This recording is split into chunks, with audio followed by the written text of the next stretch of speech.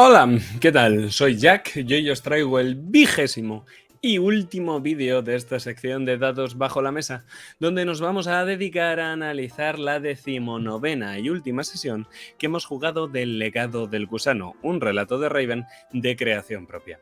Una sesión final que ya tenemos subida al canal, así que si has caído en este vídeo de casualidad, pues te recomiendo que vayas a ver la partida y luego vuelvas a este vídeo, porque si no te vas a comer spoilers infinitos. Y si no sabes de qué va esto, pues tienes una presentación de dados bajo la mesa en el canal y te dejo ahí abajo un enlace en la descripción. Este es el último vídeo que hago de esta sección. La campaña ha terminado y ya no hay más partidas que analizar, así que venga, vamos a ello. Feedback. Vamos con el feedback, que es el último y por tanto el más importante de todos. Y es que la última sesión que se jugó dejó a mis jugadores con una sensación un poco agridulce, frustrante incluso al ver cómo el libro se les escapaba de entre sus manos. Por eso vamos a analizar en primer lugar los no me gustas de Sergio y de Cometa, que coinciden.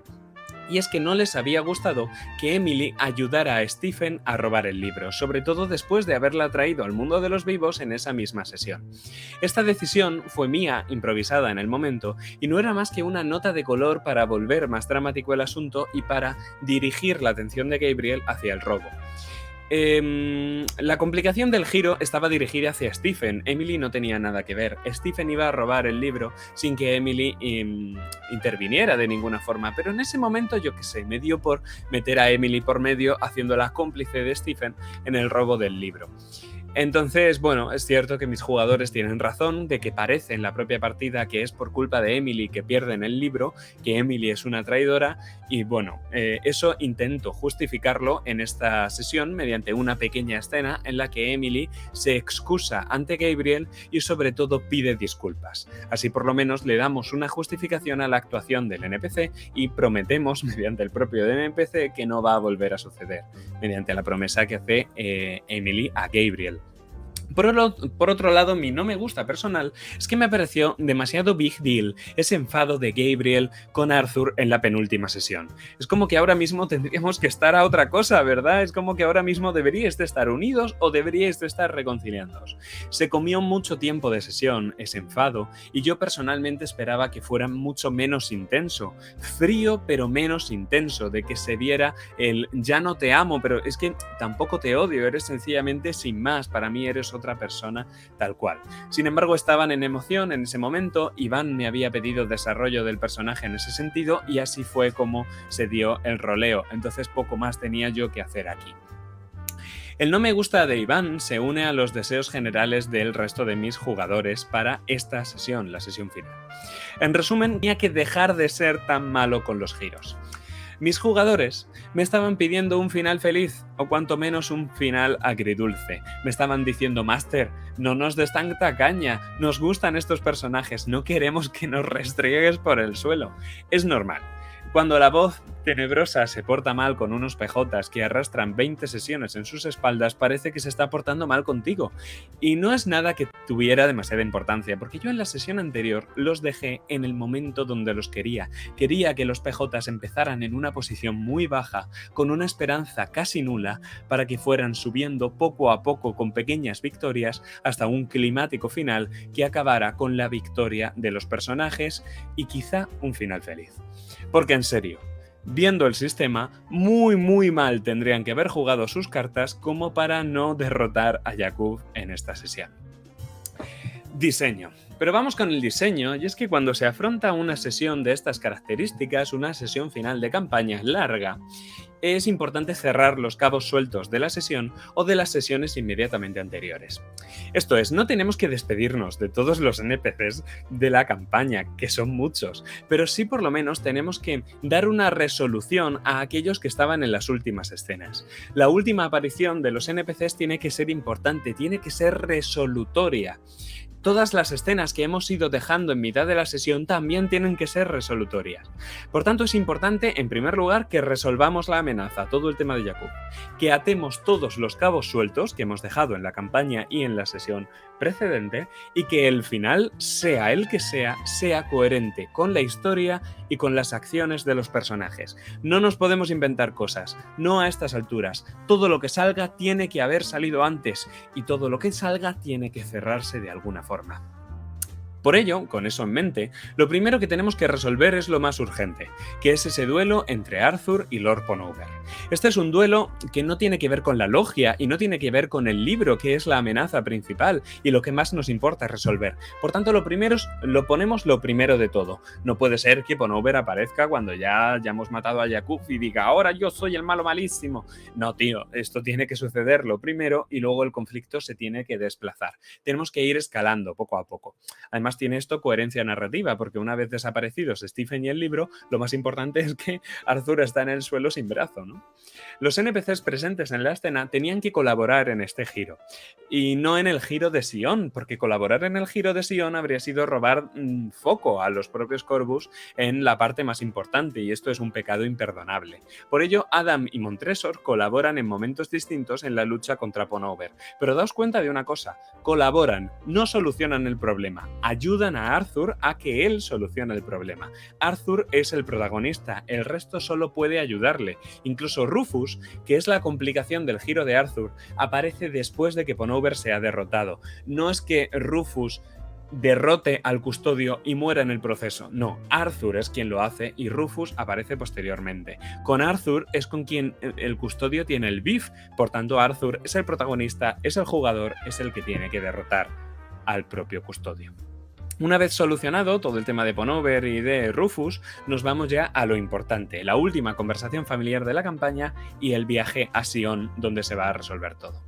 Y pese a que en Sion todo es simultáneo y podría parecer que está todo junto, vamos a organizar las amenazas de igual forma. Hay 3 amenazas para los 3 Corvus, pero las vamos presentando gradualmente. En primer lugar, Stephen, que está llamado a encontrarse con Roxanne, y es que tengo un feedback de la sesión 15 de Roxanne que decía que quería que ambos muriesen juntos de una forma trágica. Y yo eso, desde la sesión 15, lo llevo teniendo en cuenta, así que esta escena, cuando Stephen se interpone ante los Corvus, tiene el nombre y apellidos de Roxanne. Tras la escena con Stephen llega la segunda, la logia y el cuerpo físico de Yakub. Una escena que está diseñada para ocurrir exactamente como ocurre, y es que Gabriel hace exactamente lo que tiene que hacer, olvidarse de su miedo y correr directamente a cara del peligro. Esto, en cierto modo, es climático para el propio Gabriel, que siempre ha estado huyendo de los problemas, algo que le dice Yakub, algo que le dice Marcella. La ayuda de Emily es esencial en todo esto, porque no podemos simplemente hacerla desaparecer, la han traído de vuelta, se han tomado muchas molestias para ello. Emily tiene que ayudar a Gabriel, como ha hecho toda su vida, pero aún así, el peso de lo importante tiene que recaer en el propio Gabriel, y la sublimación del personaje me parece maravillosa.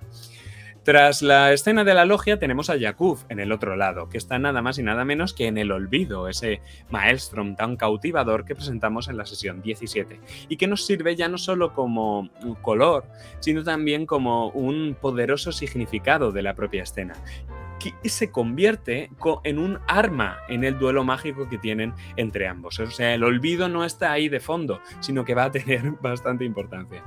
El orden en el que se resuelve cada escena obedece a la importancia climática. La escena de Stephen es una escena de apoyo y, bueno, es una escena muera o viva Stephen Corvus, no determina el final de la propia sesión. Sin embargo, muera o viva Yakub, eso es literalmente la victoria que quieren o la derrota de los propios personajes. Entonces, la escena de Stephen tiene que resolverse la primera para poder apoyar a los Corvus o bien a Yakub en las siguientes escenas. La escena de Arthur podría haber ido antes que la de Gabriel, pero lo cierto es que el momento más épico y donde el despliegue de efectos es mayor es en el otro lado. Entonces reservamos esta escena para el final y ya la ligamos con el sacrificio de Roxanne, que obligatoriamente tiene que ir lo último. Dejar unos momentos para Roxanne, para que ella nos diga cómo muere su personaje con total autoridad narrativa, es una cosa que tiene tanto de dirección como de diseño, y es que no se me ocurre un modo más idóneo. Cuando un personaje va a morir y sabes que no va a tener un epílogo posteriormente, tienes que dejarle unos últimos momentos.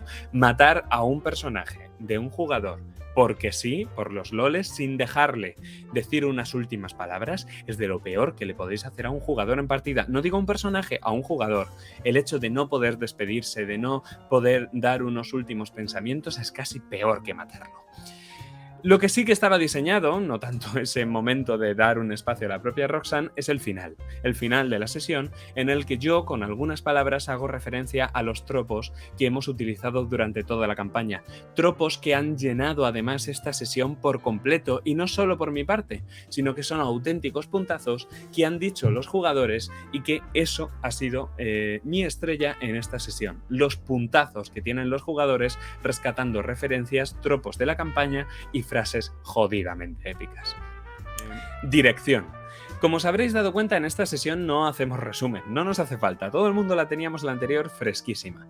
Sin embargo, yo sí que hago una introducción para meternos en partida y sobre todo para plantear la situación. No me interesa la ambientación aquí, me interesa plantear la situación, cómo se quedó en la sesión anterior, cómo hemos llegado hasta aquí. Me parece muy importante que los PJs se queden con este sentimiento de derrota, el destino es inevitable.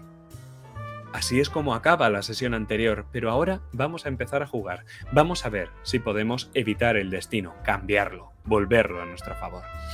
El combate con Ponover, si os dais cuenta, se juega en 3 rondas. Hay una ronda inicial en la que Adam ayuda a Arthur y esta termina cuando ambos, Ponover y Arthur, caen rodando por la colina. Hay una segunda ronda en la que Montresor ayuda a Arthur disparando al custodio. Y hay una tercera ronda en la que Ponover atrae el fuego y Arthur acaba finalmente con su vida. El momento dramático, después de matar al NPC, es necesario y muy guay por cómo Arthur le sigue toda esa trama de recordar que tiene Ponover.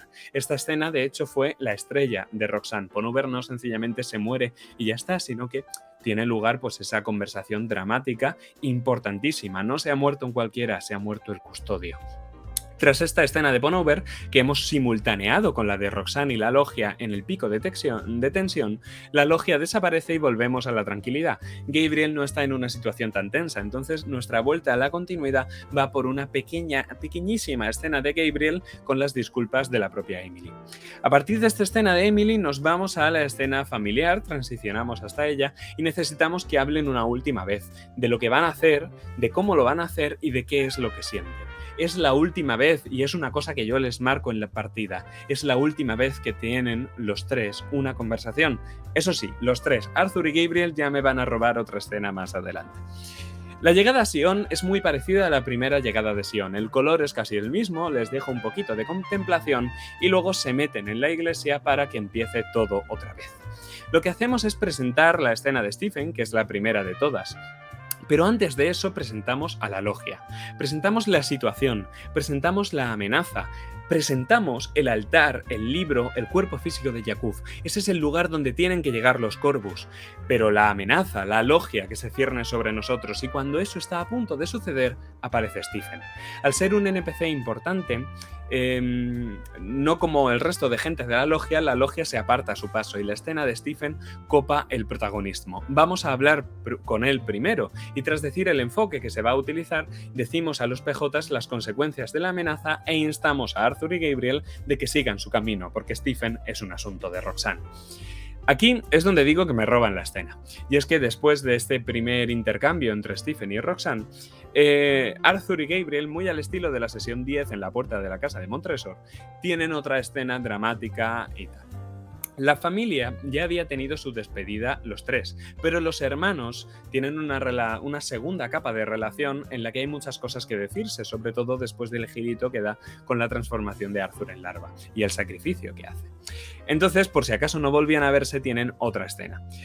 No os voy a mentir, con toda la logia mirando, con Stephen y Roxanne en un momento más dramático posible justo anteriormente, con toda la logia que les va a atacar y se los quiere comer, que se pongan a hablar de esto en su cara me resultaba un poco raro, la verdad.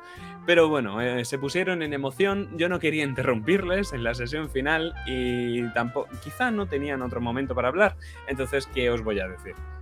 Una vez Arthur y Gabriel acuden cada uno a hacer sus respectivas amenazas, hacer frente a sus respectivas amenazas, no sin que yo señale la necesidad de ir al otro lado simultáneamente, esto es que no pueden ayudarse entre ellos sin que el ritual se llegue a completar, tenemos la última conversación a buenas que vamos a tener con Yakub.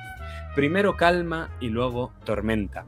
Para que no haya muchísimos altibajos, es importante que cuando se prenda la wea, esto lo haga en los 3 sitios, en las 3 amenazas con sus respectivas escenas. No podemos tener una montaña rusa donde estemos subiendo y bajando continuamente. Tenemos que hacer un crescendo progresivo, constante, hacia arriba, hacia el clímax, porque si vamos en modo montaña rusa, nuestros jugadores se van a cansar, derrochan todo en el pico y bajan a la depresión, y cuando vuelve a haber otro pico ya no llegan porque ya han derrochado todo lo que tienes.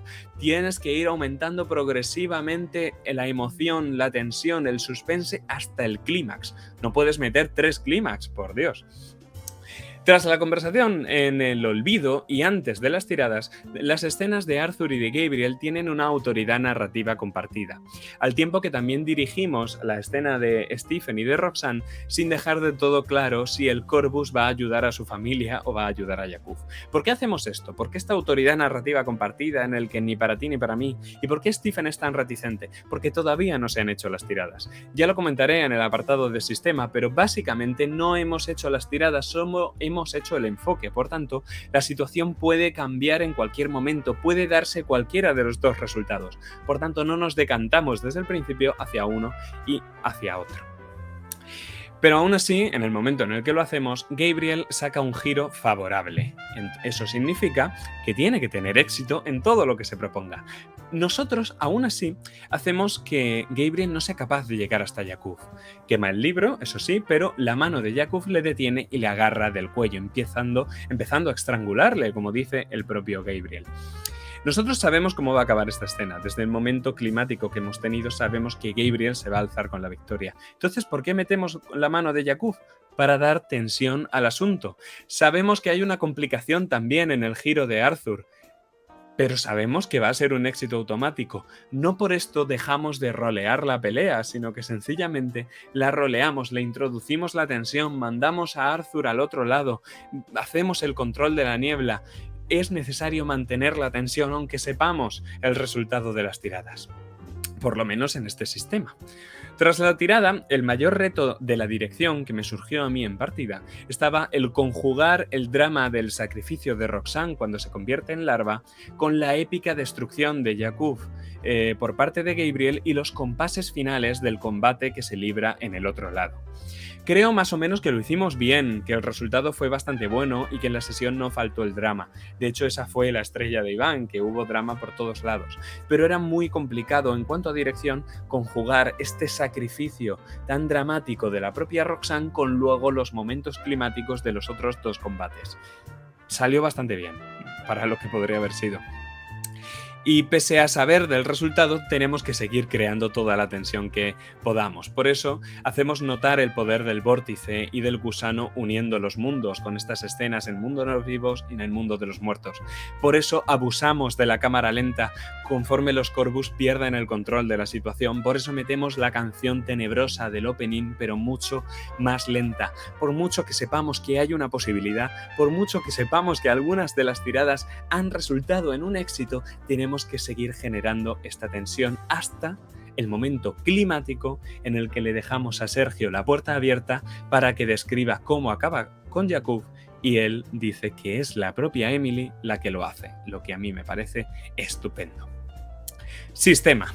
Lo más importante aquí a comentar es un pequeño parche a las reglas que metimos de cara a la sesión final para hacerlas más emocionantes. Lo habitual en Raven es que la tirada se haga al principio de la escena, y ya en función de la misma conocemos el resultado y roleamos toda la escena acorde con el propio resultado. No hace falta que lo resolvamos de una tirada, sino que lo podemos resolver en una auténtica escena, pero sabiendo ya más o menos cuál va a ser el resultado.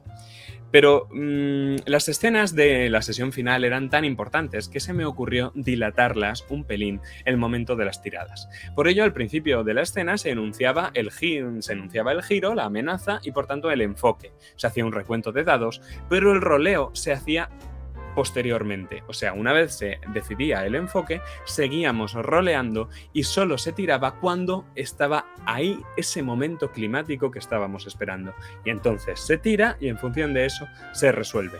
No se tira para plantear la escena, sino que la escena se plantea, se elige el enfoque y la tirada únicamente resuelve la propia escena. Pero resuelve, no la plantea desde el principio y a partir de entonces todo.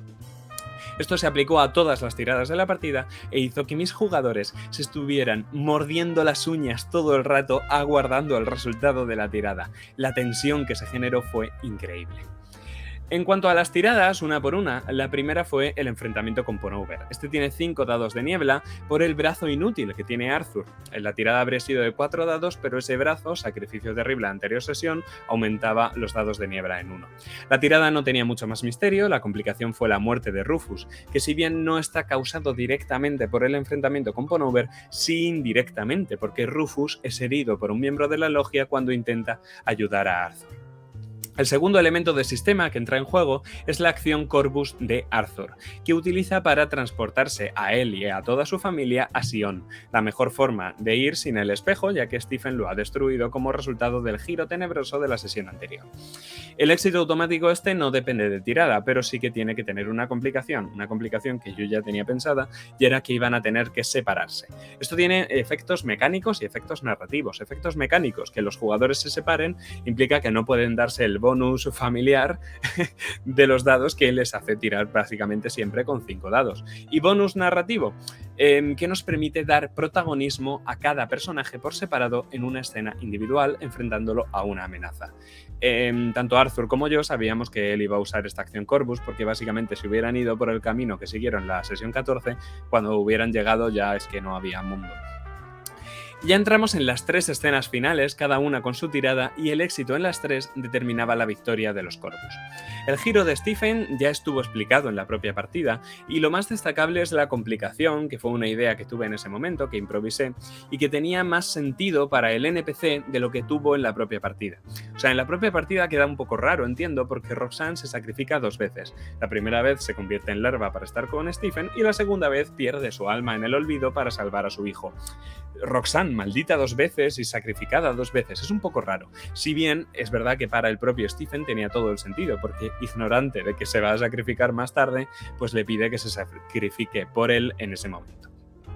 En cuanto al giro de Gabriel, este fue un giro favorable, el único de la sesión y de los pocos de la campaña, lo que significaba que podía quemar el libro y matar a Yakub respectivamente. Este, tal y como dirigió la propia escena, quiso que fuera finalmente Emily quien le diera el golpe de gracia, a mí me parece estupendo. Además nos permite el giro favorable de Gabriel sacar a Elisa de momento. Era un asunto que yo ya había hablado con Sergio, que iba a pasar sí o sí, aunque hubiera sacado un giro con complicación, y nos hizo a todos muy felices porque habíamos rescatado el alivio cómico que incluso desde su muerte en la sesión 14 seguíamos hablando de ella en postpartidas. El precio a pagar para eliminar la niebla espesa fue esa condición de parásito que lo une con Emily, algo que más allá de sacrificar a la propia Emily, que era un asunto que no estaba dispuesto Gabriel, significaba que dejan de ser tan cercanos como antes. Esto es algo que se va a desarrollar en los epílogos, que no dio tiempo a desarrollarlo en la propia sesión final. Y por último, el giro de Arthur en su lucha en el otro lado contra Yakub. Este, en lugar de tirar contra 5 dados de niebla espesa, la tirada más difícil de la partida, decide utilizar un éxito automático, que es la decisión más lógica y racional en este sentido. Por tanto, desaparece en un lugar y aparece en otro, para luchar contra Yakub. Estirando un poquito la utilidad de la acción, esto le sirve para sortear la dificultad derrotando a Yakub. Sin embargo, yo iba a hacer que se comiera la complicación. En la propia partida, mientras esta estaba teniendo lugar, Arthur me propuso otra complicación distinta. Sin embargo, mandar al personaje al olvido me parecía muchísimo mejor. Además que no había forma de salir de ahí. Alguien iba a tener que sacarlo. Y esta complicación me venía de perlas para que Roxanne, ahora transformada en larva, capaz de viajar al otro lado, captase que ella era la única que podía salvar a su hijo usando su acción Corvus. Una cuyo precio ya sabíamos de antemano y que se dice en la propia partida. Salvar a Arthur a cambio de condenarse ella misma a una eternidad en el olvido. ¿Estaba dispuesta a pagar el precio? La respuesta no podía ser sino afirmativa. ¿Qué no haría una madre por sus hijos, verdad? Pues esto es todo por hoy, así que ahora decidme, ¿se ha roto la maldición? ¿Qué ha pasado con Adam? ¿Y con Grace? Y quizá lo más importante, ¿permanecerán unidos los hermanos Corvus? Pues esas son algunas de las preguntas que hemos planteado en la sesión y que se van a quedar para la posteridad. O quizá no. Así que nada más que decir, damas y caballeros, muchas gracias por haber llegado hasta aquí y por haber disfrutado con nosotros del legado del gusano.